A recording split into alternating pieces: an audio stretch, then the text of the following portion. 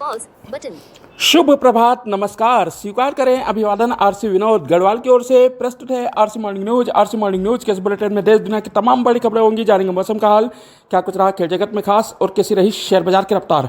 जानेंगे पाकिस्तान के विरुद्ध मोदी सरकार ने कौन से सख्त कदम उठाए, अमेरिकी उपराष्ट्रपति ने कहां का दौरा स्थगित किया, आईपीएल में किसने जीत का चौका लगाया, वहीं कौन सी धातु लखपटी बनकर अब हजारिया हुई, और भी बहुत कुछ। आप बने रहे रिकॉर्डिंग क्लब यूट्यूब चैनल पर। रिकॉर्डिंग क्लब यूट्यूब चैनल पर प्रतिदिन सुबह शाम आपको खबरों से अपडेट करने के लिए समाचार प्रभात और समाचार संध्या का अंक प्रस्तुत किया जाता है।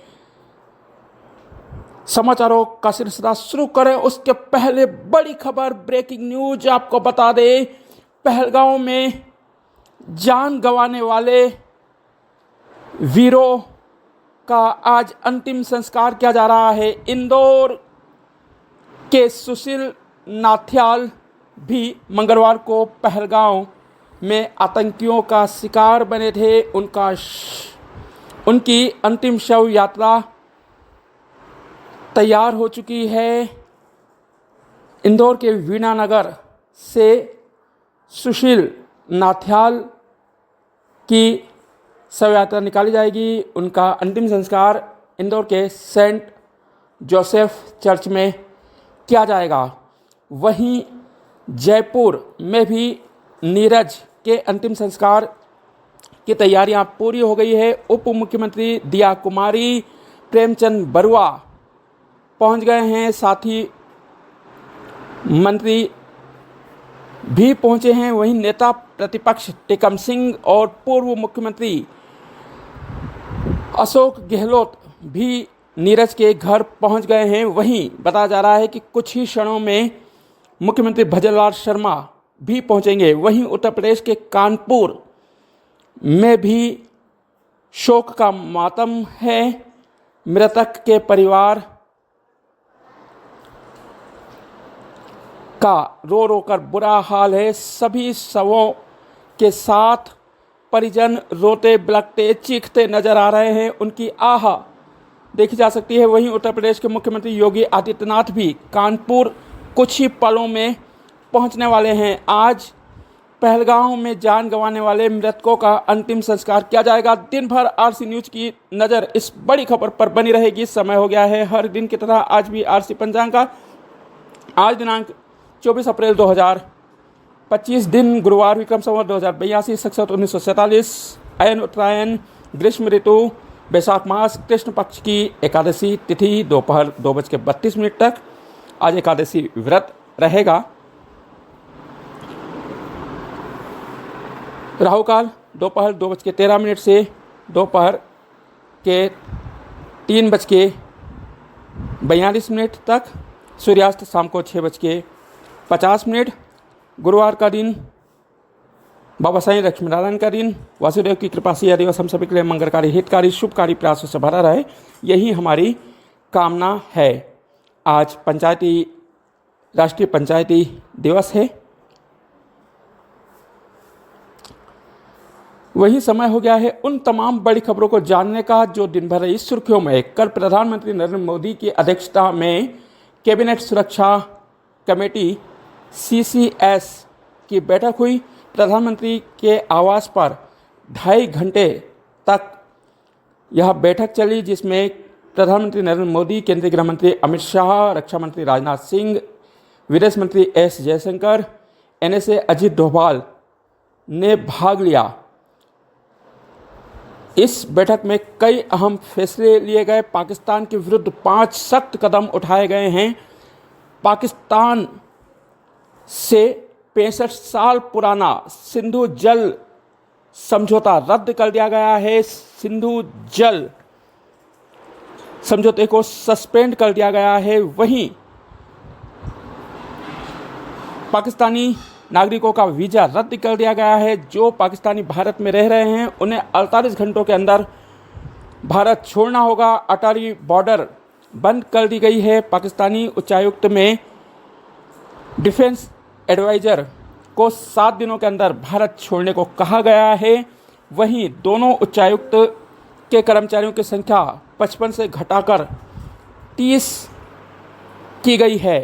पहलगांव में हुए नरसंहार के बाद भारत सरकार सख्त हो गई है और पाकिस्तान के विरुद्ध कड़े कदम उठाए गए हैं। प्रधानमंत्री नरेंद्र मोदी ने कहा कि दोषियों को किसी भी हाल में बख्शा नहीं जाएगा और भी सख्त कदम उठाए जाएंगे। वहीं इसके पहले कल गृह मंत्री अमित शाह श्रीनगर पहुंचे, जहां पर उन्होंने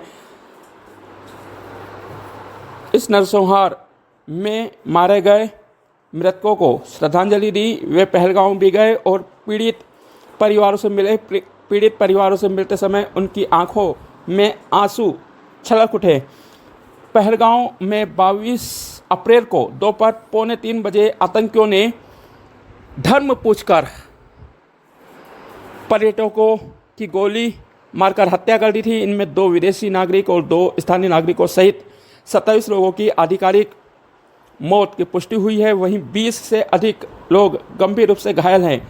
मध्य प्रदेश, उत्तर प्रदेश, राजस्थान, गुजरात, महाराष्ट्र, कर्नाटक, उड़ीसा, तमिलनाडु सहित देश के कई राज्यों के पर्यटकों की जान गंवाई गई है। वहीं इंदौर के वीणानगर निवासी सुशील नाथियाल को उनके परिवार के सदस्यों के सामने गोली मारी गई। सुशील नाथियाल को घुटनों के बल पर बैठने को कहा गया, उन्हें कलमा पढ़ने को कहा गया। जब वे कलमा नहीं पढ़ पाए तो उनकी पत्नी के सामने ही उनको गोली से भून डाला। वहीं उनकी बेटी आकांक्षा के पैर में गोली भी लगी है। वहीं इस घटना की जितनी भर्त्सना की जाए वह कम है। पूरे देश में गुस्सा है। देश के कई राज्यों में इस नरसंहार के विरुद्ध कर प्रदर्शन हुए हैं। प्रदर्शनकारियों ने पाकिस्तान मुर्दाबाद, भारत माता की जय कारे लगाए।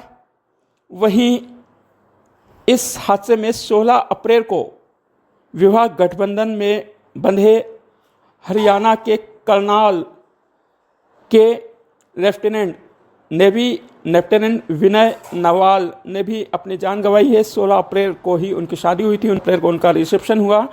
वे पत्नी के साथ हनीमून मनाने गए थे। जब वे खाना खा के टहल रहे थे, उसी दौरान आतंकियों ने उनको गोली से भून दिया। उनकी पत्नी का रो रो कर बुरा हाल है। पूरे देश में रोष है और सरकार से सख्त कदम उठाने की मांग की जा रही है। आर पार की बात भी सामने आ रही है। निर्णायक जंग लड़ने का आह्वान भारतवासी कर रहे हैं। वहीं इस हमले के बाद कई जगह पर मुस्लिमों ने भी पाकिस्तान का विरोध किया। पाकिस्तान मुर्दाबाद आतंकियों के पुतले बनाकर उन्हें आग के हवाले किया है। वहीं हरियाणा के विनय नवाल का कल अंतिम संस्कार करनाल के मॉडर्न टाउन में कर दिया गया। शाम 4 बजे दिल्ली में उनका शव पहुंचा, जहां पर उन्हें राजकीय सम्मान दिया गया। इसके पश्चात करनाल में उनके घर पर उनके अंतिम दर्शन किए गए, जिसके बाद मॉडर्न टाउन में उनका अंतिम संस्कार कर दिया गया। उनकी बहन ने भी उनको कंधा दिया है। वहीं इंदौर, भोपाल, उज्जैन, रतलाम में भी विरोध प्रदर्शन किए गए। इंदौर निवासी सुशील नाथियाल का शव भोपाल लाया गया। मुख्यमंत्री ने उन्हें श्रद्धांजलि दी। मध्य प्रदेश के मुख्यमंत्री ने उन्हें मुंहतोड़ पाकिस्तानियों आतंकियों को मुंहतोड़ जवाब देने की बात कही है।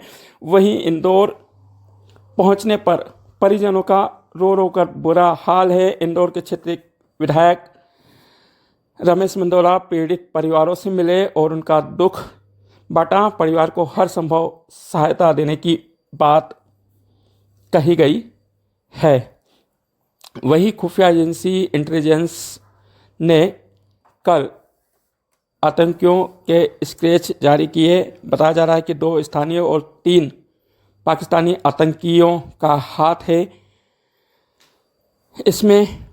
आसिफ फौजी, सुलेमान शाह, अबू ताहिल का नाम सामने आया है। वहीं हमले का मास्टरमाइंड लश्कर-ए-तोयबा का डिप्टी कमांडर सोहेला खालिद बताया जा रहा है, जो कि पाकिस्तान में बैठा है। कई सोशल मीडिया पर तस्वीरें वायरल हो रही है, मगर इसकी पुष्टि अभी नहीं की जा सकती है। वहीं भारत के सख्त कदम के बाद पाकिस्तान के हाथ पैर फूलते हुए दिखाई दे रहे हैं। पाकिस्तान ने गुहार लगाई है कि वह सर्जिकल स्ट्राइक जैसा कदम ना उठाए। वहीं इस निर्मम नरसंहार के बाद दुनिया ने भारत के साथ खड़े होने की बात कही है। अमेरिकी राष्ट्रपति ने लिखा कि इस नरसंहार की जितनी भर्त्सना की जाए वह कम है। हम पीड़ित परिवारों के साथ हैं और घायलों के प्रति जल्द स्वास्थ्य लाभ की मांग करते हैं। वहीं रूसी राष्ट्रपति पुतिन ने भी हादसे पर शोक व्यक्त करते हुए भारत की हर संभव सहायता करते हुए खड़े रहने की बात कही है। वर्ल्ड मीडिया में इस मामले को गंभीरतापूर्वक उठाया गया है। वहीं अमेरिकी उपराष्ट्रपति जेडी वेंस ने कल उत्तर प्रदेश के आगरा का दौरा किया। उन्होंने ताजमहल को निहारा, पत्नी और बच्चों के साथ डायना बीच पर तस्वीर खिंचाई। उन्होंने सिटी पैलेस का दौरा रद्द कर दिया और वे आज सुबह वाशिंगटन के लिए रवाना हो गए। वहीं उज्जैन सिंहस्थ 2028 में 5,000 करोड़ रुपए की लागत से स्थायी कुंभ सिटी विकसित की जाएगी। किसानों को दोगुना मुआवजा देकर जमीन खरीदी जाएगी।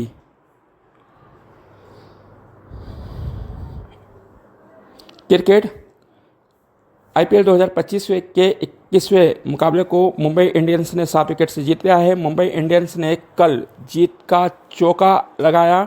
उसने सनराइजर्स हैदराबाद के विरुद्ध बड़ी जीत दर्ज की है। राजीव गांधी स्टेडियम में मुंबई ने टॉस जीतकर पहले गेंदबाजी चुनी।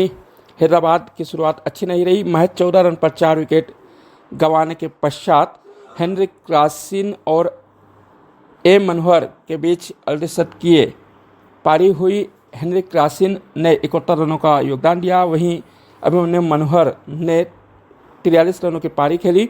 हैदराबाद निर्धारित 20 ओवर में 8 विकेट के नुकसान पर 143 रन बना सका।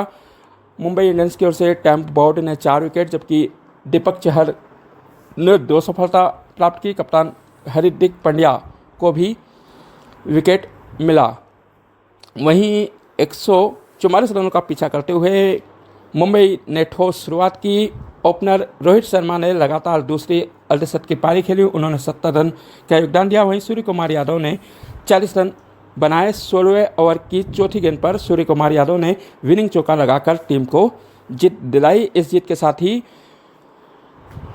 मुंबई इंडियंस टेबल में तीसरे स्थान पर पहुंच गई है। मौसम देश के कई राज्यों में हीट वेव चल रही है। लू लगातार चलने के कारण लोगों की मुसीबतें बढ़ रही है। वहीं मध्य प्रदेश के अधिकांश जिलों में पारा 40 डिग्री सेल्सियस के पार बना हुआ है। सीधी में 44 डिग्री सेल्सियस तापमान दर्ज किया गया है। तुर्की की राजधानी इस्तांबुल में कल भूकंप के झटके महसूस किए गए। रिक्टर पैमाने पर इसकी तीव्रता 6.3 आंकी गई है। वहीं वे तमाम खबरें जो आज रहेंगी सुर्खियों में। आज प्रधानमंत्री नरेंद्र मोदी बिहार का दौरा करेंगे। मधुबनी में वे पंचायती राज दिवस कार्यक्रम में भाग लेंगे। 1380 करोड़ रुपए की परियोजना की शुरुआत करेंगे। उत्तर प्रदेश के हाथरस में एमपी एमएलए कोर्ट में राहुल गांधी के विरुद्ध मानहानि मामले की सुनवाई होगी। पाकिस्तान में आज राष्ट्रीय सुरक्षा समिति NSC की बैठक होगी। प्रधानमंत्री शहबाज शरीफ ने हाल ही के भारत पाकिस्तान घटनाक्रम पर बैठक बुलाई है। आज पहलगांव में जान गंवाने वाले वीरों का अंतिम संस्कार किया जाएगा। तमाम बड़ी खबरों को जानने के लिए आप बने रहे रिकॉर्डिंग क्लब यूट्यूब चैनल पर। रिकॉर्डिंग क्लब यूट्यूब चैनल की ओर से सभी मृतकों के प्रति श्रद्धांजलि। नमस्कार। Stop button. बताओ